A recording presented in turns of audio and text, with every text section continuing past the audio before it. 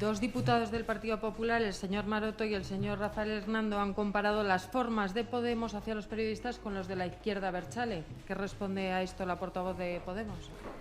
Yo creo que en este país estoy contenta de que se pueda abrir el debate al respecto de la libertad de prensa y al respecto de la relación de los políticos con los periodistas y las periodistas, especialmente con aquellos con los que tenemos una relación más cercana porque nos seguís cada día, y por qué no también con los propietarios de los medios de comunicación y de los grandes medios, que son al final los que, según la propia Asociación de Prensa, en un 75% de los casos los periodistas decís, en ese estudio al menos, decís que el 75% de los periodistas tienen que autocorregirse informaciones o tienen que ceder ante las presiones de sus propios jefes o de personas allegadas o a la propiedad o a la gestión de los medios de comunicación, pues bueno, porque hay presiones que tienen que ver fundamentalmente con la precariedad laboral que ustedes sufren, presiones que tienen que ver con la publicidad, presiones que tienen que ver con la acumulación de medios en manos de unos mismos propietarios. Yo estoy contenta de que podamos hablar de eso en este país. Al respecto de las declaraciones de los señores del Partido Popular, creo que deberían revisar esta cosa de hacer ruedas de prensa por plasma. Creo que deberían revisar estas cosas de tratar de una manera machista y denigrante a periodistas y, en ese sentido, pues creo que el Partido Popular no es el mejor ejemplo. Pueden consultar a Radio Televisión Española de ejercicio y de respeto a la libertad de prensa. En todo caso, yo creo que esto es un tema suficientemente importante. En el mundo, quiero recordar, el año 2016, quiero dar el dato bien, 93 periodistas han sido asesinados o asesinadas por ejercer su labor en el mundo. Creo que es un tema suficientemente serio como para que, en lugar de aprovecharlo como un arma arrojadiza entre nosotras, pues aprovechemos para tener un debate en este país sobre cómo tiene que articularse la relación o el trabajo de los periodistas para que no pueda ocurrir, insisto, pues que haya un 50% de los periodistas que no están trabajando en su sector, que las condiciones laborales y los salarios sean tan ínfimos que hay miedo a los despidos y que eso facilita ceder ante las presiones, e insisto, que haya estudios de vuestra propia profesión que señalan que el 75% de los periodistas y las periodistas en algún momento han cedido ante presiones o han tenido que cambiar sus informaciones ante presiones de los propietarios o de las personas que gestionan los medios de comunicación, pues bueno, por la situación de precariedad laboral a la que se enfrentan. Sí, perdone, sin entrar a discutir el dibujo que hace de la profesión, entendemos que usted no cuestiona las amenazas que han denunciado los compañeros. Yo no me siento reconocida en eso y, además, digamos, hay una serie de acusaciones muy graves en las que no se aportan pruebas y, por tanto, por supuesto que mantengo preocupación, pero insisto en que creo que, sobre todo, es una buena oportunidad para hablar de cuáles son las condiciones en las que, desgraciadamente, los periodistas trabajan habitualmente y para hablar sobre cómo en este país se puede garantizar la libertad de prensa. También les digo, nosotras tenemos mucha relación con ustedes, a veces cuando hemos cometido errores hemos pedido perdón y, sin embargo, creo que de esto no tienen la culpa ninguno de ustedes, ninguno de los periodistas que nos sigue, pero sobre nosotros sí se han hecho muchas portadas que han ocupado muchos días y muchas horas de televisión acusándonos de delitos gravísimos que, cuando después han sido archivados, aprovecho para decir, hoy hay un nuevo archivo de una querella de contra Pablo Iglesias, pues cuando después han sido archivados o ganados, de momento van todas archivadas o ganadas, no se han producido rectificaciones. E insisto, creo que eso tiene que ver con los dueños, con los propietarios de los medios de comunicación. En este país hacía mucho que alguien no decía que hay señores como el señor Cebrián que se permiten el lujo de querer mandarse y presentarse a las elecciones y que se permiten el lujo de intentar condicionar gobiernos. Eso es verdad que también hacía mucho que no se decía en nuestro país, pero insisto, nosotros cuando hemos cometido errores hemos pedido perdón. Yo en esas declaraciones no me he sentido representada. Ya, pero usted va a lo grande, por ir a lo de abajo. ¿Ocurre en Podemos que ustedes intimidan a periodistas en sus propios teléfonos móviles? O incluso díganos si le parece bien o mal, porque más que nada porque las respuestas que da es desviar el balón. Por supuesto que no me parecería bien, por supuesto que no es verdad, e insisto, incluso hay compañeros suyos de profesión que a lo largo del día de ayer de alguna manera se llevaban las manos a la cabeza con lo que había ocurrido y con el comunicado que la Asociación de Prensa de Madrid había emitido. Es decir, por supuesto que de ocurrir me parecería fatal, por supuesto que creo y sé que no ha ocurrido y creo, insisto, que mirándolo por el único lado positivo que le puedo encontrar a esto es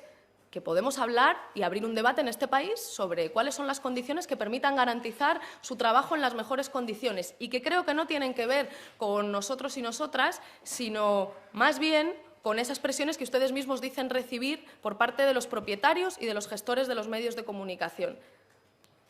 A propósito de mi compañero, si se han puesto en contacto con la Asociación de la Prensa de Madrid para conocer de primera mano estos casos, porque están hablando sin saber el detalle de estos casos y si al mismo tiempo el partido Podemos va a abrir una auditoría para investigar estos posibles casos. Suponemos que la Asociación de Prensa de Madrid se pondrá en contacto con nosotras porque ha lanzado unas acusaciones muy graves y, por tanto, tendrá pues, la documentación que lo acredita y que se pondrá en contacto con nosotras. De momento lo que hay es una relación protocolaria y yo, si hay cualquier novedad, reunión o cualquier cuestión al respecto, pues no duden que se lo vamos a decir, por supuesto, pero de momento pues, no hay ninguna concreción de esto. Simplemente por insistir en lo que decía el compañero, entonces, ¿usted cree que la APM ha lanzado una acusación falsa contra Podemos? Y, por otra parte, ¿no van a ustedes abrir alguna reflexión interna para ver bueno, si debe de cambiar algo dentro de Podemos? Gracias. Me remito a lo que les he dicho ya no sé cuántas veces a lo largo de estas preguntas. Yo no me siento reconocida en esas informaciones.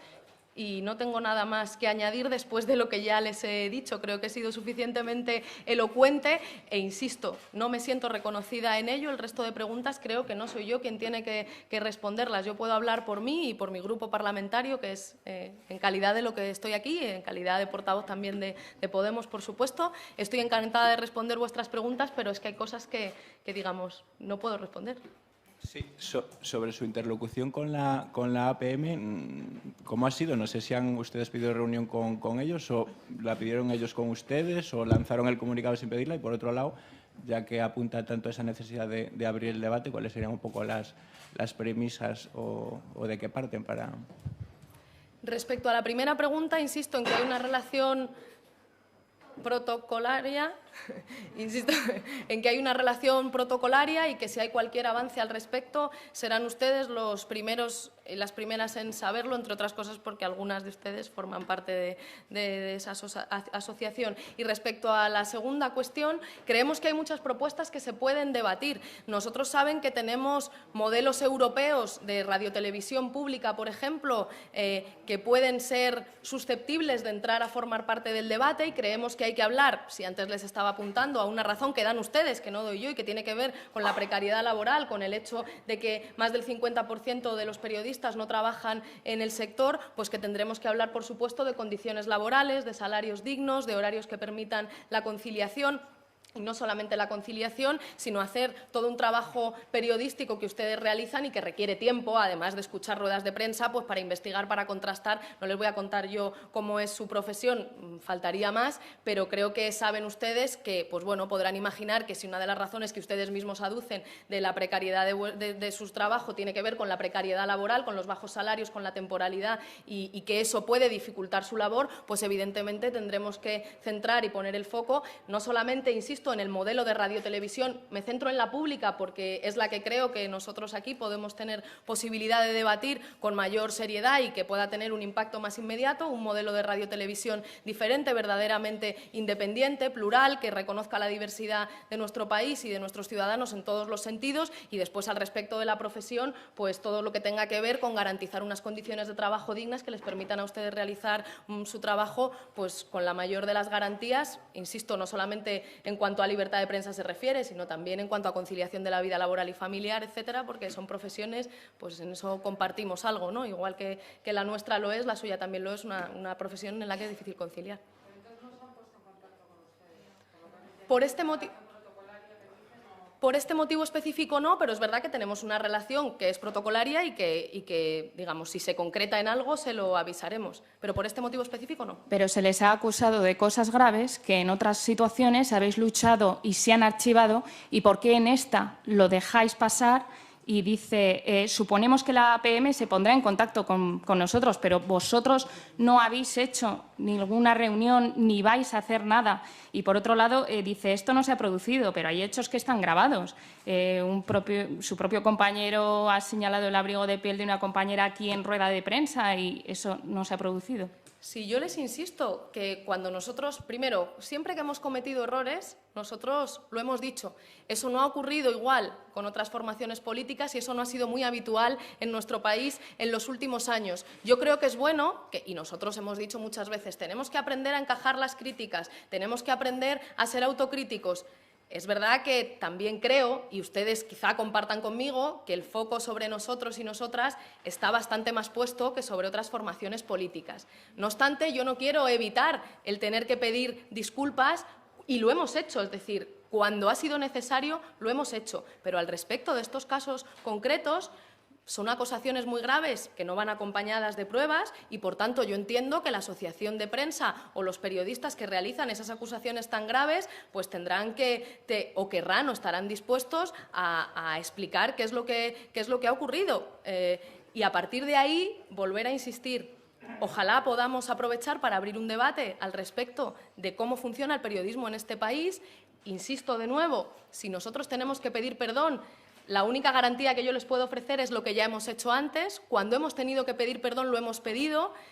También les doy la contraparte, y es que por parte de los propietarios de los medios de comunicación, cuando se han lanzado graves acusaciones contra nosotros, que después se ha comprobado vía tribunales que eran falsas y ha habido querellas archivadas y ha habido querellas ganadas, esa máquina del fango no se ha rectificado en grandes portadas ni ha ocupado horas de televisión, y creo que eso es algo que también la ciudadanía tiene derecho a saber y a valorar.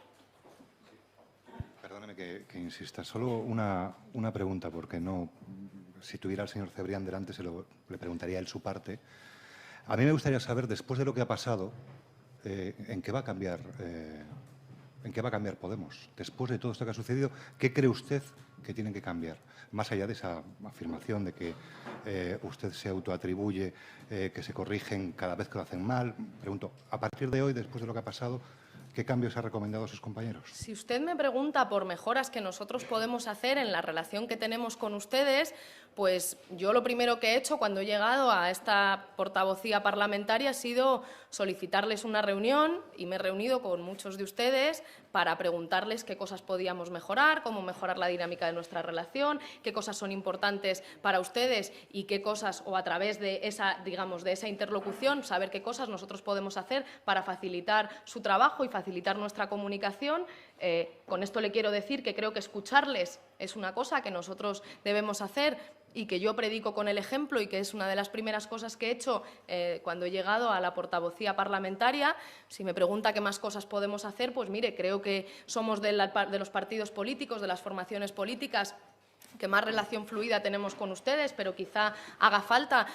multiplicar los canales, fortalecer nuestros equipos de prensa para que ustedes, siempre que tengan una necesidad de comunicación con nosotros y nosotras, pues puedan tenerla.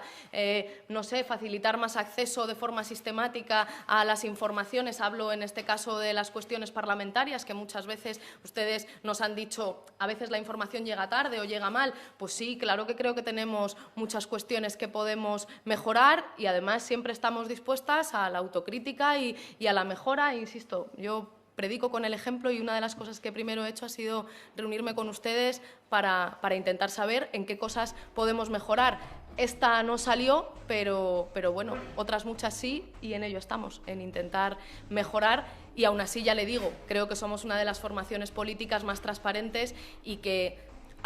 comparado con a lo que estábamos acostumbrados en este país, más facilidades les damos a ustedes para saber qué pensamos, para saber qué opinamos y para ponernos a su disposición para que nos hagan todo tipo de preguntas.